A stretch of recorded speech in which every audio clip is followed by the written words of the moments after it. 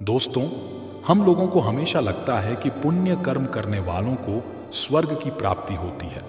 स्वर्ग जाने का असली हकदार कौन है और वह कौन सा पाप है जिसे करने वाले मनुष्य को नरक जाने से कोई नहीं रोक सकता।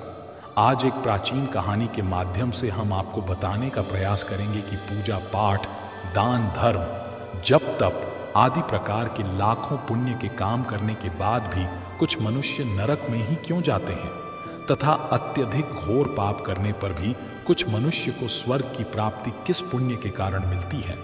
ऐसा वह कौन सा पुण्य है जो मनुष्य के लाखों पापों का नाश करता है, और ऐसा वह कौन सा पाप है जो उसके पुण्यों को नष्ट कर डालता है।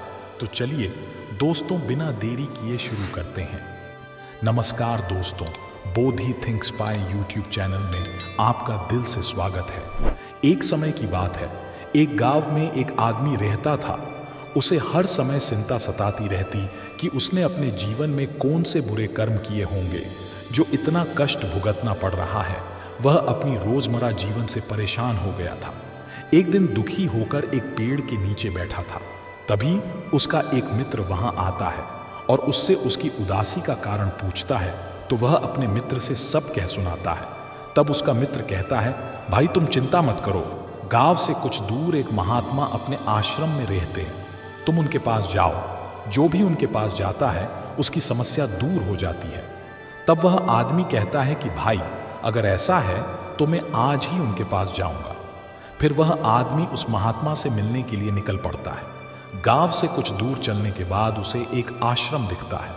वह आश्रम में जाकर महात्मा को प्रणाम करता है और अपनी समस्या उन्हें बताता है देवर्षि महाराज, कुछ मनुष्य पाप करने पर भी स्वर्ग में क्यों जाते हैं और कुछ मनुष्य को पुण्य करने के बावजूद भी नरक में क्यों जाना पड़ता है। ऐसा वह कौन सा पाप है जो सभी पुण्यों को नष्ट कर डालता है, और वह कौन सा पुण्य है जो समस्त पापों को भस्म कर डालता है। तब महात्मा मुस्कुराते हैं और कहते हैं, भंते, आज तुमने संसार के कल्याण हेतु उत्तम प्रश्न किया है। इसी संदर्भ में आज मैं तुमको एक प्राचीन कहानी सुनाता हूं, जिससे सुनकर तुमको तुम्हारे सभी प्रश्नों के उत्तर मिल जाएंगे।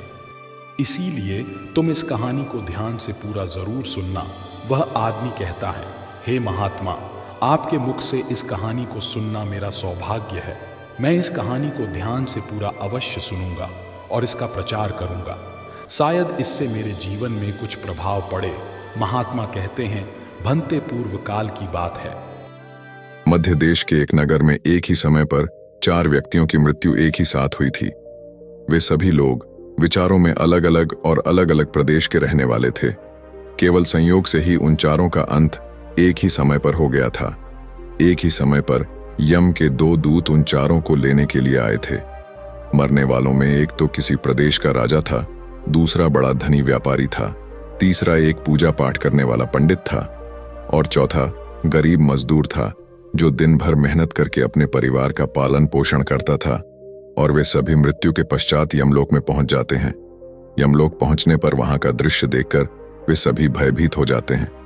उनका अंग अंग कांपने लगता है। यमलोक में विशालकाय आकार वाले यमराज सुवर्ण से बने सिंहासन पर विराजमान होते हैं। उनके पास चित्रगुप्त बैठे होते हैं, जिनके पास सभी प्राणियों का लेखा जोखा रखा हुआ है। यम के दूत उन आत्मा को आगे धकेल रहे होते हैं। कुछ मनुष्य जोर जोर से विलाप कर रहे होते हैं, तो कुछ मनुष्य अत्यंत प्रसन्न होकर चल रहे होते हैं। स्वर्ग के द्वार से सुंदर प्रकाश दिखाई पड़ रहा होता है, तो वही नरक के द्वार से धधकती हुई अग्नि की ज्वालाएं दिखाई पड़ रही होती है। इस भयानक दृश्य को देखकर वे चारों एक दूसरे से बात करने लगते हैं और अपने अपने पाप के विषय में चर्चा कर रहे होते हैं। उन 4 लोगों ने अपने जीवन में बहुत पाप कर्म किए हुए होते हैं, और उन सभी को यह जान पड़ता है कि अब वे चारों ही नरक में ही जाने वाले हैं। जब यमदूत उन चारों आत्माओं को लेकर यमराज के सभा में पहुंचे तो उनके सम्मुख जाकर खड़े हो गए। वे चारों सोच रहे थे कि कौन स्वर्ग में जाएगा और कौन नरक में जाएगा। यमराज अपने आसन पर विराजमान नहीं हुए थे।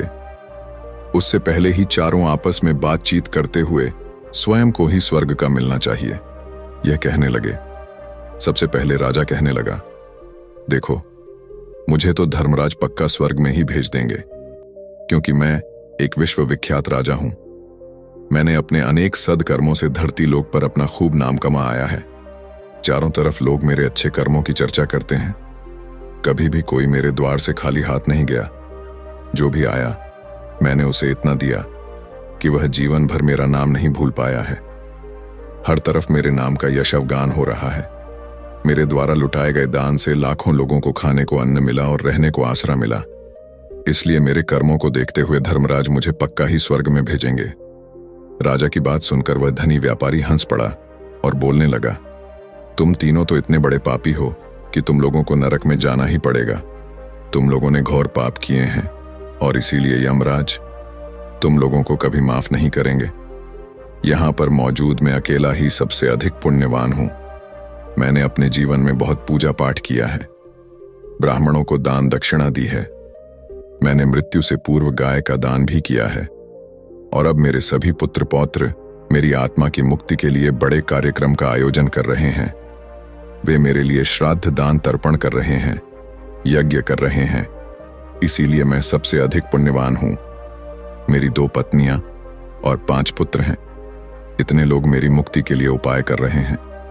और हां, मैंने अपने जीवन में कभी कोई पाप नहीं किया है और जाने अनजाने में किए भी होंगे तो मेरे पुत्रों के श्राद्ध आदि के कार्यों द्वारा मेरे पाप भी नष्ट हो जाएंगे। मैं नित्य देव पूजा करता था, मंदिर जाता था, द्वार पर आए अतिथियों को भोजन कराता था। इसीलिए मुझे पूरा विश्वास है कि यमराज मुझे नरक में नहीं डालेंगे और मुझे मोक्ष की प्राप्ति निश्चित ही होगी। धनी व्यापारी की बात सुनते ही पंडित जी कहने लगे, अरे भाई, क्यों फिजूल की बातें कर रहे हो? स्वर्ग में जाना कोई आसान काम नहीं है। स्वर्ग में जाने के लिए दान के साथ साथ पूजा पाठ करना पड़ता है। इसीलिए स्वर्ग में प्रस्थान तो मैं ही करूंगा, क्योंकि मैंने भगवान का खूब पूजा पाठ किया है। पूरा जीवन मेरा पूजा आराधना में बीता है। मेरे शुभ कर्मों के कारण मेरे लिए ही धर्मराज स्वर्ग का दरवाजा खोलेंगे, यह बात मैं अच्छी तरह से जानता हूं। जब इस प्रकार तीनों ने अपनी अपनी बातें की और अपने अपने विचार रखें, फिर वह तीनों लोग उस चौथे व्यक्ति मजदूर की ओर की देखते हैं कि अब यह क्या कहता है। क्या इसने भी कोई अच्छा काम किया है या नहीं, या फिर इसका पूरा जीवन मजदूरी करते हुए दूसरों के अधीन रहकर ही बिता है। दूर उन सब की बातों को चुपचाप नीचे नजरें झुकाए खड़ा सुनता रहा और वे तीनों बड़े गर्व से अपनी प्रशंसा में झूठे थे। तभी धर्मराज अपने साथी चित्रगुप्त के साथ दरबार में हाजिर होते हैं। चित्रगुप्त के हाथों में एक मोटी सी किताब थी जिसमें समस्त प्राणियों के कर्मों का लेखा जोखा लिखा था। धर्मराज अपने आसन पर विराजमान होते हैं। उसके बाद चित्रगुप्त ने राजा को अपने पास बुलाया और उससे पूछने लगे कि तुम बताओ, तुम तो धरती पर बड़े ही विख्यात राजा थे। तुमने अपने जीवन में कौन कौन से शुभ कर्म किए हैं तथा कितने लोगों को दुख दिया है, कितने लोगों का भला किया है। मैं अपनी पुस्तक में देखकर यह फैसला करूंगा कि आप स्वर्ग में जाने के अधिकारी हैं या नहीं। तब बड़े गर्व के साथ राजा अपने कर्मों को बताता है। हे मुनिवर, मैं एक बहुत बड़े राज्य का स्वामी था। मेरा राज्य बड़ा ही समृद्ध और खुशहाल था। मेरे राज्य में दिनहीन गरीब लोग बहुत ही कम थे। सब मेरी छत्र छाया में बड़े आनंद के साथ जीवन यापन कर रहे थे। मैंने अपने राज्य के लोगों को किसी चीज की कमी नहीं होने दी। मेरे यहाँ हर भूखे को भोजन मिलता था। लाखों की धन मोहर उन्हें रोज दान में दी जाती थी। प्रजा के लोग मुझसे बहुत खुश रहते थे। दिन रात में यही मेरे जीवन के अच्छे कर्म हैं। राजा की बात सुनकर चित्रगुप्त ने अपनी पुस्तक उठाई और उसमें देखने लगे। पुस्तक में देखकर उन्होंने राजा को बताया कि तुम जो कह रहे हो वह बिल्कुल सत्य है।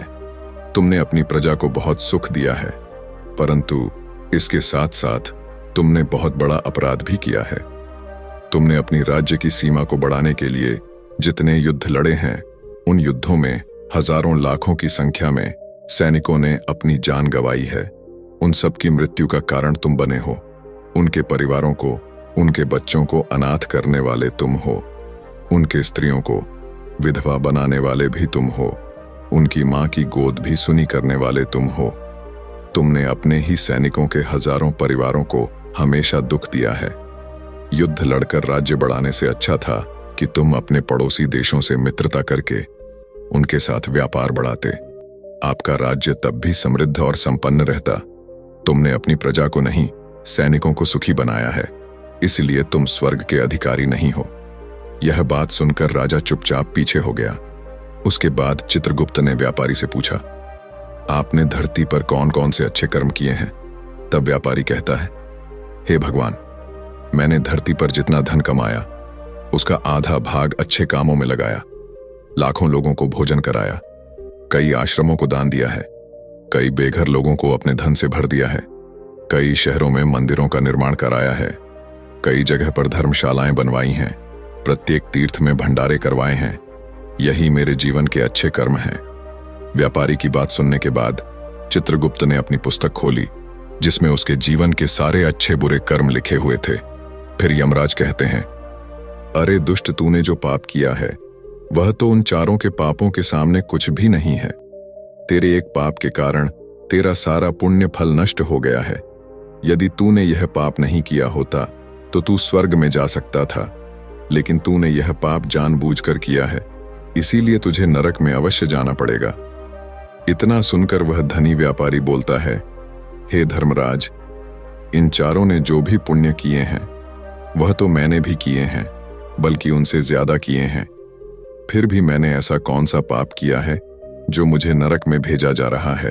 यमराज कहते हैं, हे दुष्ट, याद कर, तूने उस अबला विधवा नारी पर गलत लांछन लगाया था कि उसने तेरे घर पर चोरी की है, और इसके साथ ही तूने उसके ऊपर कई अन्य गलत लांछन लगाए थे।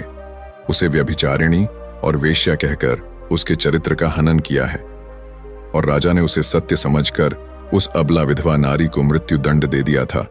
मनुष्य ब्रह्म हत्या, चोरी, मदिरापान आदि प्रकार के घोर पापों से भी प्रायश्चित करके मुक्त हो सकता है, किंतु दूसरों पर गलत लांछन लगाने पर कोई प्रायश्चित नहीं है। जो दूसरों पर गलत आरोप करता है, सत्य जानकर भी दूसरों को झूठ कहकर उनके पर दोष डालता है, वह तो सबसे बड़ा पापी है। उसके द्वारा किए गए सभी पुण्य नष्ट हो जाते हैं। इसीलिए तूने जितने भी पुण्य किए हैं वे सभी उस एक पाप के कारण नष्ट हो गए। तुमने धरती पर जो दान धर्म किया है वह तुमने उस पैसे से किया है जिसको कमाने के लिए तुमने बहुत झूठ बोला है। तुमने बहुत ठगी की है, कई चीजों में मिलावट करके बेचा है, नकली चीजों को असली के दाम में बेचा है, कितने व्यापारियों को रास्ते से हटाया है। तुम्हारे इन कर्मों से अनजाने में कितने लोग बीमार होकर मर गए हैं, कितनों ने आत्महत्या कर ली, कितनों की मेहनत का पैसा तुम्हारे पास चला आया। उन सब लोगों की बद्दुआ तुम्हारे साथ है। तुमने जो कुछ भी अच्छा काम किया है वह कर्म शून्य हो गया है, इसलिए तुम्हारे पास भी तुम्हारा कोई शुभ कर्म नहीं है। तुम स्वर्ग में जाने के अधिकारी नहीं हो। चित्रगुप्त की बात सुनकर व्यापारी भी बड़ा उदास होकर पीछे हो गया। उसके बाद पंडित जी को आगे बुलाया और पूछने लगे, तुमने अपने जीवन में कौन से अच्छे कर्म किए हैं? तब पंडित जी कहते हैं, हे मुनिवर, मेरा पुण्य यह है कि मैंने हजारों लोगों को ज्ञान दिया है, हजारों यज्ञों के अनुष्ठान को संपन्न कराया है, हजारों के घरों में पूजा पाठ कराया है, दिन रात मैंने ईश्वर का जप तप किया है, हजारों कन्याओं का विवाह कराया है, लाखों पिंडदान श्राद्ध कराए हैं, अनगिनत लोगों को मार्गदर्शन किया है। इससे ज्यादा शुभ कर्म और क्या हो सकता है? तब चित्रगुप्त अपनी पुस्तक में देखकर बताते हैं, हे पंडित महाराज, आपका कहना सत्य है। आपने वास्तव में हजारों लोगों को ज्ञान दिया है, लेकिन उस ज्ञान पर स्वयं कभी अमल नहीं किया। आपने सैकड़ों यज्ञ पूजा अनुष्ठान कराए, पर उसको निस्वार्थ भाव से किया गया, कोई कर्म नहीं था। तुम हमेशा से धन के लालची रहे हो, इसलिए तुम स्वर्ग में जाने के अधिकारी नहीं हो। अब वो पंडित जी भी उदास होते हुए पीछे हो गए। अब बचा केवल मजदूर, वह मजदूर यह सब देखकर बड़ा हैरान था कि अब तक वह जिनको इतना महान समझ रहा था उनमें से कोई भी स्वर्ग का अधिकारी नहीं रहा। तो मैं कैसे स्वर्ग में जा सकता हूं? मुझे तो स्वर्ग की कल्पना भी नहीं करनी चाहिए, क्योंकि मैं तो कभी पूजा पाठ, जब तब या दान करने के लायक भी नहीं था। तो शुभ कर्म कहां से करता? मैं तो मेहनत मजदूरी करके सारे जीवन अपने परिवार का भरण पोषण करता रहा, वह मजदूर। यह सब बातें सोच ही रहा था। इतने में ही चित्रगुप्त ने उसे भी आवा लगा दी और उससे पूछा, किंतु वह मजदूर तो पहले से ही कहने लगा, भगवान, मैंने धरती पर एक गरीब के घर में जन्म लिया था, दान हवन पूजा पाठ करने के मैं लायक ही नहीं था, तो मैं शुभ कर्म कहां से करता? मैं तो अपने परिवार का पालन पोषण बड़ी मुश्किल से कर लेता था। मैं जानता हूं भगवान कि मैं स्वर्ग में जाने का अधिकारी नहीं हूं। मैंने धरती पर भी नर्क भोगा है और आगे भी नर्क में ही जाने की हैसियत है। किंतु हे प्रभु, यहां पर भी मेरी एक इच्छा है। मैं स्वर्ग में तो नहीं जा पाऊंगा, लेकिन मैं एक बार स्वर्ग को अपनी आंखों को झपकाकर देखना चाहता हूं। इससे अधिक मेरी कोई इच्छा नहीं है, क्योंकि मैंने ऐसा कोई कर्म नहीं किया है जो कुछ देर के लिए ही मुझे स्वर्ग में पहुंचा दे। मजदूरी के बाद लोगों की सेवा के लिए मेरे पास समय नहीं बच पाता था। बचा हुआ समय मैं अपने बूढ़े माँ बाप की सेवा में लगा देता था। उनके लिए उन्हें खिलाता पिलाता, उनके वस्त्र बदलता, यही मेरी दिनचर्या थी। मुझे तो मंदिर में जाने का भी अवसर नहीं मिलता था। मजदूर की बात सुनकर चित्रगुप्त ने अपनी पुस्तक में देखकर पूछा, हे मानव, तुम ध्यान से सोचकर बताओ कि तुमने कभी तो कोई शुभ कर्म किया होगा। तब मजदूर अपने पूरे जीवन के घटनाक्रम को याद करता है। तब उसे याद आता है कि एक बार उसे बहुत तेज भूख लगी थी। वह रोटी खाने के लिए बैठा ही था। कितने में वहां एक बहुत ही कमजोर बीमार कुत्ता टहल हुआ आ गया, जो ठीक से चल भी नहीं पाता था। वह आकर मेरे सामने बैठ गया और मेरी रोटी की ओर गौर से देखने लगा। मैं समझ गया कि वह कुत्ता बहुत भूखा है। मेरे अंदर से आवाज आई कि बेजुबान जानवर को छोड़कर तू अकेला कैसे खा सकता है। मैंने वह रोटी स्वयं ना खाकर उस कुत्ते को खिला दी। उस दिन मैंने पूरे दिन भूखे पेट रहकर ही काम किया था। मजदूर की बात सुनाकर चित्रगुप्त मुस्कुराए और उसका हाथ पकड़कर बड़े सम्मान के साथ उसे स्वर्ग में लेकर गए और बोले, वास्तव में आप ही स्वर्ग में रहने के अधिकारी हो। प्राणियों पर दया दिखाना ही सबसे बड़ा शुभ कर्म है। मनुष्य जो भी कर्म निस्वार्थ भाव से करता है, वास्तव में उसका ही उसे सबसे बड़ा पुण्य मिलता है। निस्वार्थ भाव से किया गया जन कल्याण के लिए एक छोटे से छोटा काम भी आपके सैकड़ों पापों को नष्ट कर देता है। लोगों से लालच, मोह और स्वार्थ के वशीभूत होकर किया गया शुभ कर्म भी फलदायी नहीं होता है। इसलिए ध्यान रहे, जीवन में अच्छे कर्म अच्छी भावना के साथ करना चाहिए। ऐसा नहीं होना चाहिए कि आपने किसी से धन छीनकर या चुराकर कर्म में लगा दिया हो। वह धन आपने किसी से गलत करके लिया हो और बाद में उसी धन को दान पुण्य में जाने से नहीं उभर सकता। दोस्तों, स्वर्ग में वही व्यक्ति जाता है जिसने निष्काम निस्वार्थ भाव से प्राणियों की सेवा की हो।